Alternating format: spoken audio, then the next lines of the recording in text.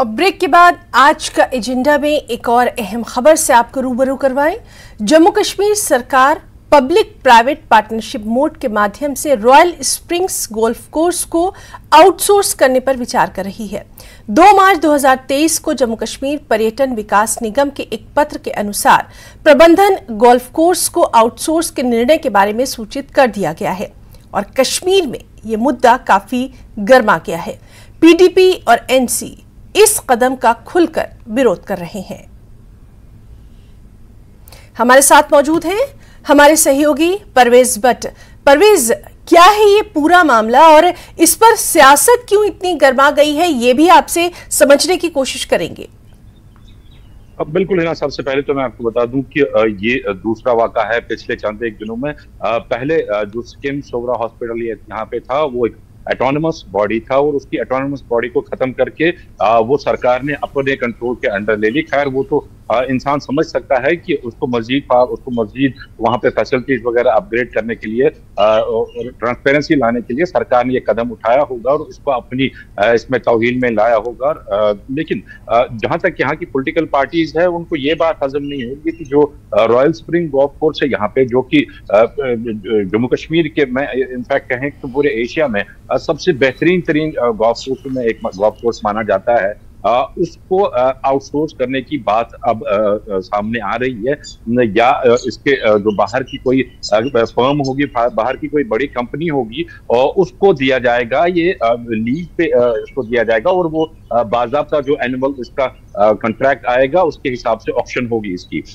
इस मुद्दे को लेके यहाँ पे पॉलिटिकल पार्टीज जो हैं, खासतौर अगर हम पीडीपी की बात करें, काफी इसमें बयानबाजियां हुई है। पीडीपी सदर जो महबूबा मुफ्ती हैं उन्होंने पहले ही बयान अपना देके कहा था कि जो सरकार की जो 2019 के बाद जो नीति है ये उसमें एक और ये कदम है जो कि यहाँ के एसेट्स हैं, यहाँ की प्रॉपर्टीज हैं, यहाँ के हेरिटेजेस हैं, इनको आउटसोर्स करके बाहर के जो कॉर्पोरेट ये बड़े बड़े कॉर्पोरेट्स हैं उनको दिया जा रहा है। तो ये मानना है पीडीपी सदर महबूबा मुफ्ती का। दूसरी तरफ से नेशनल कॉन्फ्रेंस के बानी जो हैं डॉक्टर फारूक अब्दुल्ला, सदर डॉक्टर फारूक अब्दुल्ला, उनकी काविशों से ही ये रॉयल स्प्रिंग गोल्फ कोर्स जो है ये बनाया गया था। तो उन्होंने भी शार्पली रिएक्ट किया है नेशनल कॉन्फ्रेंस ने इस पे, और उनका भी सेम रद्द अमल है कि जो यहाँ के हेरिटेजेस हैं, हेरिटेज बिल्डिंग्स हैं या गार्डन्स हैं या फिर ऐसे प्लेग्राउंड्स हैं, उनको आउटसोर्स अगर करना है तो अगर लोकली किया जाए वो समझा जा सकता है। लेकिन ऑक्शन में बाहर के जो कंपनीज हैं, बाहर के बड़े बड़े जो बिजनेसमैन हैं, उनको ये समझ नहीं आता। जहां तक सरकार की बात करें, सरकार का ये कहना है कि अगर इन एसेट्स को आउटसोर्स किया जाता है तो इनको मजीद जो अपग्रेड करेंगे, क्योंकि एक प्राइवेट पीपीपी मोड में जब ये जाएंगी तो जो इसको ऑप्शन में ले लेगा वो चाहेगा कि ये मजीद अपग्रेड हो और उसकी जो रेवेन्यू है, जो उसकी इनकम है वो ज्यादा से ज्यादा बढ़े। लेकिन खदशात पॉलिटिकल पार्टीज को ये भी हैं कि अगर ये आउटसोर्स होते हैं तो जो रोजगार है, इसमें जो रोजगार कमाते हैं, चाहे हम गार्डन्स की बात करें या फिर इस पार्क वगैरह की बात करें, एक तो पहले ये गवर्नमेंट एम्प्लॉइज रहते थे, अब ये गवर्नमेंट एम्प्लॉय नहीं रहेंगे बल्कि एक प्राइवेट फर्म के एम्प्लॉय रहेंगे। तो ये एक मुद्दा भी इसमें गर्मा गया है। इससे पहले भी मैं आपको बता दूं कि जो यहाँ के मुगल गार्डन्स हैं उनका जो रेनोवेशन वगैरह का कॉन्ट्रैक्ट है वो प्राइवेट फर्म को दिया गया था। उस टाइम भी थोड़े बहुत सवालात किए गए थे कि आखिर ऐसा क्यों कर हो रहा है। लेकिन जब उनका जामिया प्रोजेक्ट एक देखा गया कि किस तरह से वो इसको डेवलप करना चाहते हैं, खासतौर शालीमार बाग को, तो वो जब एलजी मनोज सिन्हा ने उसकी उस टाइम इनॉग्रेशन की थी तो उस टाइम भी सवालात उठे थे। यहाँ की पॉलिटिकल पार्टी लगातार इस मुद्दे पे सवाल खड़ा करती हैं कि क्या कहीं 2019 के बाद यहाँ की जो हेरिटेजेस हैं, यहाँ के जो हेरिटेज साइट्स हैं, प्रॉपर्टीज हैं, एसेट्स हैं, क्या उनको सेल पे तो नहीं लगाया जा रहा है।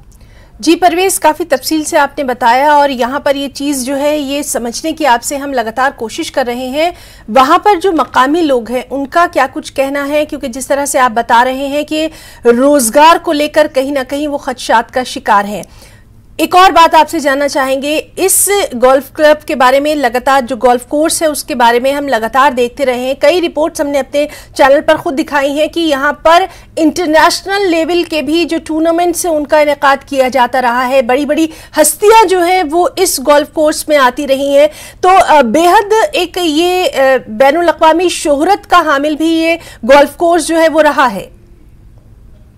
अब बिल्कुल है ना, काफी कुर्बानियों के बाद जो है ये गोल्फ कोर्स बना था। अगर उस टाइम हम बात करें, ये सारा जो है दाचीगम का फॉरेस्ट एरिया आता था, काफी सारे पेड़ काटने पड़े थे उस टाइम भी उस पर काफी हल्ला गुल्ला हुआ था। लेकिन बहरहाल ये एक स्टेट ऑफ आर्ट जो गोल्फ कोर्स है ये बन गया था। एशिया का सबसे बेहतरीन गोल्फ कोर्सों में इसको माना जाता है। हमने अक्सर दिखाया अपने रिपोर्ट्स में कि किस तरह से न सिर्फ नेशनल बल्कि इंटरनेशनल गोल्फर्स जो हैं वो भी यहाँ पे गोल्फ खेलना प्रेफर करते हैं और रेगुलरली साल भर यहाँ पे गोल्फ के टूर्नामेंट्स होते हैं या फिर गोल्फ के जो कोचिंग वगैरह रहती है यंगर जनरेशन के लिए, वो कोर्सेज भी लगातार यहाँ पे होते रहे। जहां तक आपने बात की बेरोजगारी की, हमने इससे पहले भी देखा कि जिन जिन डिपार्टमेंट्स को आउटसोर्स किया गया है या प्राइवेटाइज किया गया है वहां के मुलाजिमीन में काफी तशवीश रहती है।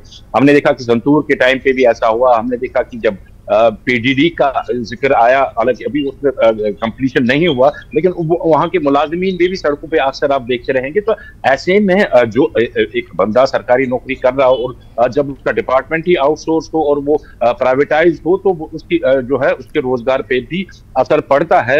लोग काफी परेशान हैं ऐसे मुद्दों से, लेकिन खुल के लोग यहाँ बात नहीं करते, लेकिन पॉलिटिकल पार्टीज खुल के इसकी मुखालफत करते हैं, चाहे नेशनल कॉन्फ्रेंस हो, चाहे कांग्रेस हो या फिर पीडीपी हो। और आज शायद ऐसा लगता है कि शायद पीडीपी की जो हेडक्वार्टर है यहाँ पे, वहां पे भी इस हवाले से कुछ हलचल होगी। तो आज दिन भर देखना पड़ेगा कि आगे क्या क्या रिएक्शंस अभी इसमें आती हैं। जी ना, जी बिल्कुल परवेज, और इस बेहद अहम मामले पर लगातार नजर बनी हुई है। जिस तरह से आपने कहा कि आज का दिन जो है वो काफी हलचल भरा रहने वाला है इस रॉयल स्प्रिंग गोल्फ कोर्स को लेकर, इस पर लगातार अपडेट आपसे लेते रहेंगे। बहुत बहुत शुक्रिया परवेज भट्ट आपका तमाम तर तफसीलात के लिए।